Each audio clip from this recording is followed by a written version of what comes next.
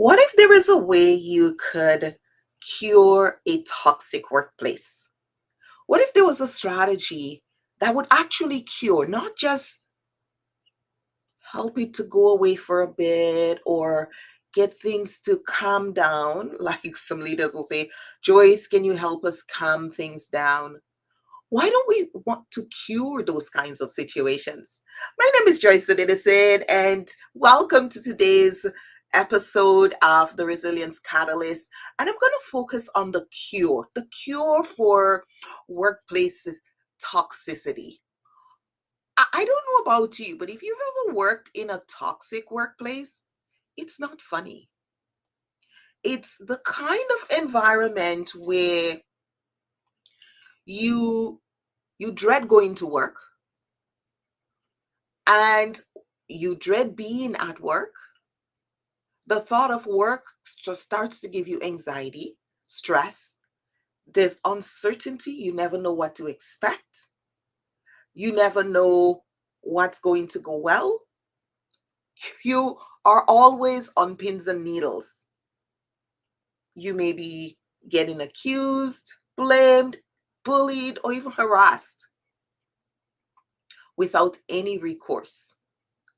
This kind of toxic workplace where communication breakdown happens is a key factor in the energy drain for a lot of employees in the workplace and is causing burnout and leading to mental health issues in the workplace. And so we have to do something about it.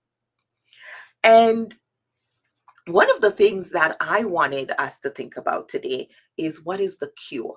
You see, I have been doing this for 28 years, and I'll go into workplaces and I will see situations. And these are not funny situations, these are situations that are quite toxic, where people are unable to get along with each other. But one of the things that I've noticed is that some of the individuals who contribute to the toxicity at work, they just keep showing up. They're like the common denominator.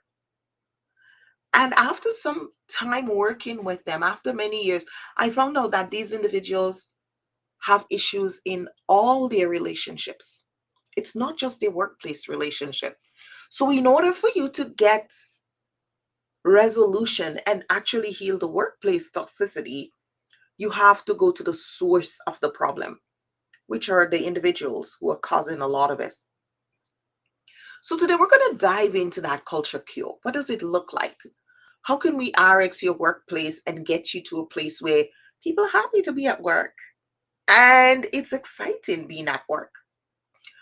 And if you follow me for a while, you know that for nearly 3 decades, I have been helping organizations, called into organizations where trust is broken down, places become battleground of toxicity, prolonged conflict and disengagement in teams is the norm, where people actually literally get sick just thinking about going to work.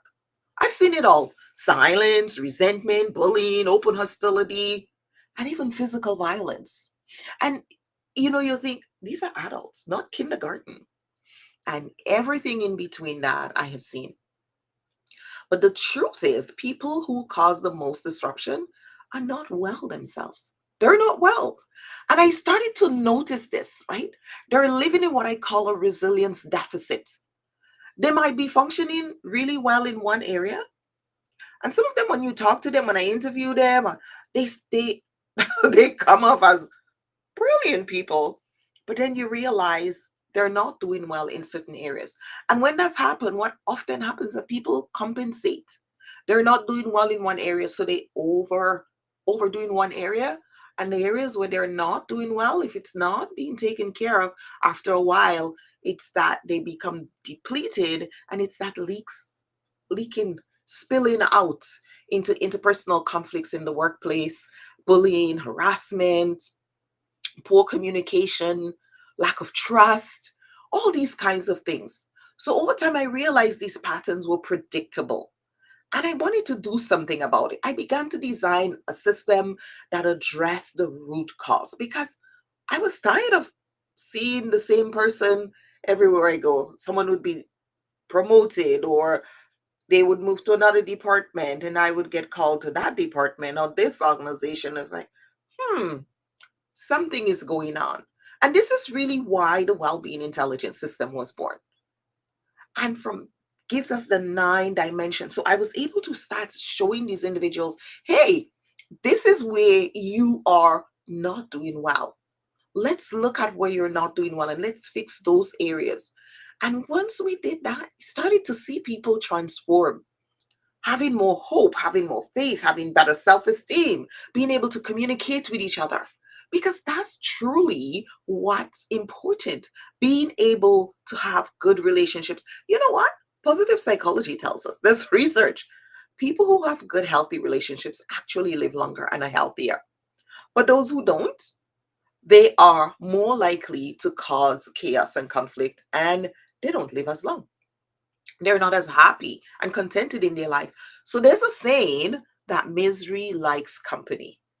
So you're probably hearing me saying that, you like, Joyce, what's the cure? So what do? We don't shame them, we don't label them, we don't punish them. We help them see themselves. You hold up the mirror in a nice, loving way and you say, hey, let's see how well you're doing in these 9 dimensions, and let's see where the leaks are, where you need to develop. And you know what? Employees start saying, Joyce, I don't like my numbers. How can I fix it? How can I fix my numbers? So when we fix the people who are the problem people, the people who are challenged, then the system cures, because they are no longer causing disruption in the workplace. They are working, they're doing what they're supposed to do, they're engaging, they're communicating well, and now they're not a challenge for the workplace. I'll have leaders calling me like, Joyce, what did you do with, we'll say Joe? What did you do with Joe? He's behaving well, he's communicating well, he's respectful. We're not used to that, Joe. I didn't do anything to Joe. I just helped Joe to see that he is a multidimensional individual and that all these elements of his life is important, and he can improve those areas because here are the tools. Once Joe had that, he was able to start working. Sometimes all people need is a little bit of help, some awareness. So here are the steps we use to help them through the process. So step 1, we do diagnose. So why do we want to diagnose? Because diagnosis gives awareness, it builds awareness. Most workplaces try to fix behavior without understanding the cause. I'll get referrals. Oh, you have to work with this person. They're just belligerent. They don't get along with anyone. Coworkers are scared to work with them. Nobody wants to ask them a question. We've isolated them. I mean, just imagine someone having a leadership role, paid a leadership salary, but is over there in an office by himself because he can't work with anyone, and we dare not give him anyone else to supervise. But he has the salary and the title.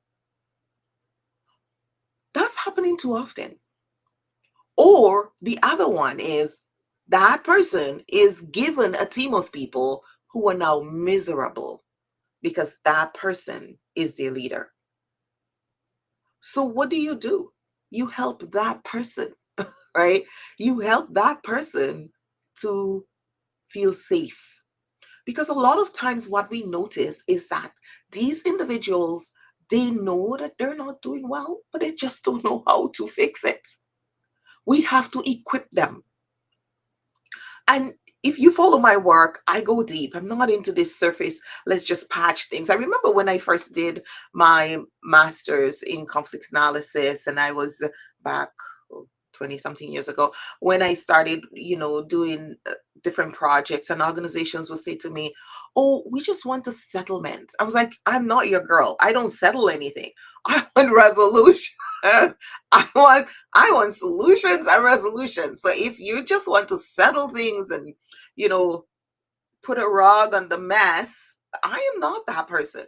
I want to come and pull the rug away, clean the dirt under there, and then we can wash the rug and now it smells good and it looks good. And we're not afraid to step on it. Too many employees are going into work terrified that they're going to step on a grenade of a personality. We don't know what mood he or she is going to be in today, Joyce. We're terrified to go to work. I mean, coworkers are emailing me, my coworker is really sick because having anxiety attack because of what they're being suffering at work. That shouldn't be. Toxic workplaces are fixable. We can cure the toxicity. We just have to do. So when we start identifying that resilience deficit, the hidden stresses beneath it, the challenges that they're facing, then that's what we do with the resilience index diagnostic. It's designed to do that. It is the most, what did one client said to me? She said, it's the most gentle way to tell someone their behavior stinks. It is, because we don't have to say it. If I tell you your behavior stinks, you're going to feel defensive and you're going to want to get down my throat. But with this process, we don't have to tell you anything. We just lead you to the path where you can find it. And then you are now coming, I don't like my numbers. I don't like this. I've had some awareness. This has been raised for me. I think I want to change some things, Joyce. I think I want to change something in my work. I think I really want to change the relationship I'm having with my boss and with my coworkers. I think I need to develop my communication. So we make it safe for people to enroll in processes that will help them to develop and be their best self. It measures those 9 dimensions of well-being and shows people where they're running low on energy and clarity. Because until you can measure it, you can't manage it. I'm so tired of the calls and we need morale training. We need emotional intelligence. It's true. You may need all of those things, but when we come in and we do a general workshop for everybody, we're not addressing the elephant in the room. And then some leaders are saying, oh, well, I just tell everybody they need to improve. And I'm like, so what about the person who's causing all the problems? Don't they get to be told that too? So my question for you, have you ever been in a toxic workplace? Tell me, have you ever been part of a toxic work culture? What does it feel like? Is it a warm, rosy feeling? Or is it that cold feeling in the pit of your stomach where I don't want to be here?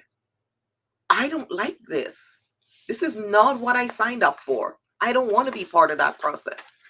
Once we've diagnosed, in step 2, we want to create a safe place, right? So safe awareness raising.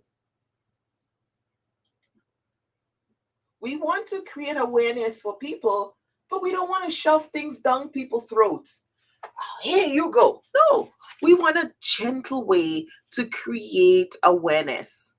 Healing starts with safety. Maslow hierarchy of needs shows that when people feel safe, food, shelter, and safety, those are basic needs. When people feel safe, it's a lot easier for them to become aware and to start identifying more things that they need to do and fix. When I meet so-called problem employees, I don't begin with what went wrong at work. I will get this long file from the HR department or from the leader, their problems here. I just say, okay, thanks for letting me know. But that's not how I work with my clients. I want them to find out what is not working for them, because there is no resistance then.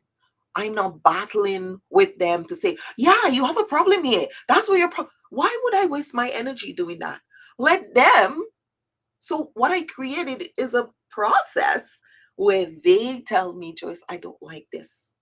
I don't like what's happening in my life. I don't like what's happening in this area of my life. I want to fix this area of my life.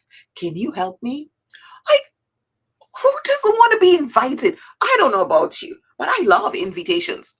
So I want to create an opportunity where they're going to invite me. And once we do that, we help them to start making the wrong right. Yes. I don't begin with what's wrong. I start them off as a person. I ask, how are you doing in these areas? That's non judgmental. I want to invite that self awareness because it is the foundation of resilience. When we have that, we feel strong because we know we're not wondering, we're not ignorant of what's going on. We have information that we can use. And then number three, we want to illuminate, we want to magnify, right? We want to magnify the issue. So when they go through the assessment and they see those areas of their lives and they're like, well, is it me? It's not just one piece. You have 9 dimensions and there's something in your life that's going well. So we're going to celebrate what's working well and then we're going to work on what's not working well. So whether it's spiritual, social, emotional, intellectual, whatever dimension of your life, because inside of each of those dimensions, there are other elements. For instance, when someone shows up at work with low self-esteem, that's a deficit in the spiritual dimension. But that can affect every aspect of that person's life. Because when you talk to someone who has low self-esteem, they hear their negative judgment. And so they interpret your words based on how they feel about themselves. And you're like, how did what I say there become what this person is saying that I said? Because that, I don't think like that. That is not even in my thought process. So where is that coming from? It's coming from their low self-esteem because they don't feel good about themselves. They don't feel they deserve certain things. So when you speak to them in a manner that you think is normal for everybody, but there is such a deficit that they can't hear you right. The communication breakdown is there. And now we can understand each other. We're speaking the same language, but we're not. Because I'm hearing something very different based on my worldview, based on my low self-esteem. And so I may be accusing you of something that you didn't mean.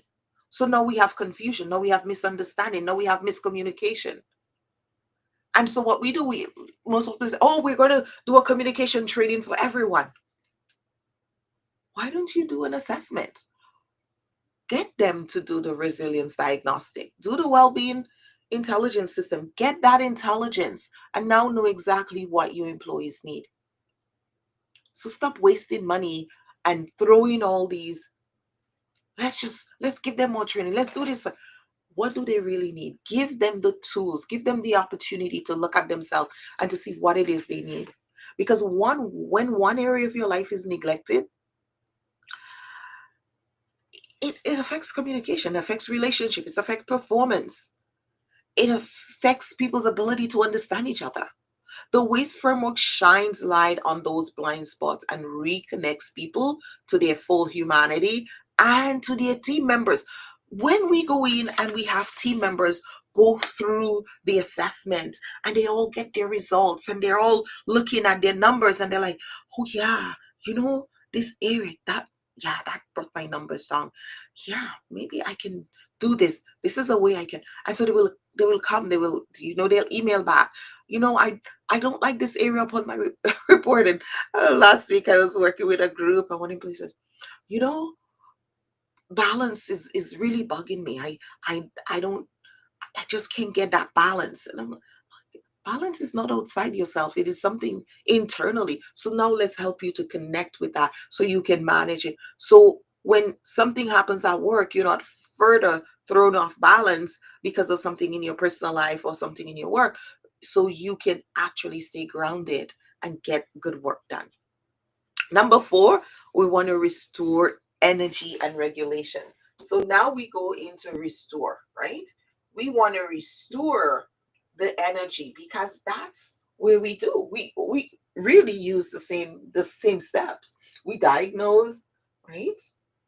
We create safe awareness, we magnify, we restore, because that's where people get the tools. Once people can see where their resilience leaking is, they can start rebuilding, and they can't wait to start. They ask you, Joyce, how do I do this? How do I get? When employees learn micro practices to restore their balance, restore their emotional regulation, they are building resilience currency. That's the ability to replenish energy, reframe stress, reset the nervous system. That is something they need, and we need to give them that. So let's talk about rebuilding, because that is the step 5, is a rebuild. And that is the biggest tool that you can give your employees, is the ability to rebuild their energy and build what we call that resilience ecosystem for themselves, for their teams, in their workplaces, because truly that's really what makes us successful. A healthy workplace is an ecosystem. Every individual well-being contributes to the collective. If you're not doing well, you're going to draw from the energy of the workplace, and you're going to bring negative energy that's going to cause us all to suffer at work. So we have this opportunity to make a difference. And if you know more, if you want to know more about our work, I am doing on November 20th, I'm doing the Resilience Wealth Summit. This is an opportunity for you to yourself assess your well-being, use the diagnostic tool, understand your resilience index, and then be able to make some difference changes in your life. Experience the same awareness and illumination that my clients experience, so you can master your life. Like, don't you want to? Like, our clients are doing the assessment. Every 90 days they come back in, they check to see how they're doing, they're asking questions, they're like, okay, I did this, I'm doing much better here, I can answer this question better, I feel better about myself in this area, I hadn't paid attention to this area in my life, now I'm going to pay attention to this area, I'm going to do more to build up this area, because that's the process, that's how we do it, that's how you grow. And without growth, we stay stuck and stagnant in a workplace where we are not growing, and it stays toxic. And we're wondering why we have low resilience, why our teams aren't doing well, and why we're struggling with burnout. That, my friend, is the key reason why we are. So, if you'd like to learn more about the well-being intelligence system and how to do that resilience index, as we call it, the RX, the culture from the inside out, then you need to visit me at interpersonalwellness.com, or you can check us out at wizresilience.com, where you can go directly to the resilience index and get a free account. Start dabbling into the assessment, learning more, connect with us, learn how to get your corporate dashboard so you can see what's happening, give your employees access so they can start finding out where they're not doing well and getting the tools to do it. Because you know what? Until we start diagnosing, we cannot create awareness. And when we shame and blame people, they become resistant. When we give them gentle awareness, they get on fire. They get on fire to do the very thing that we desire for them to do.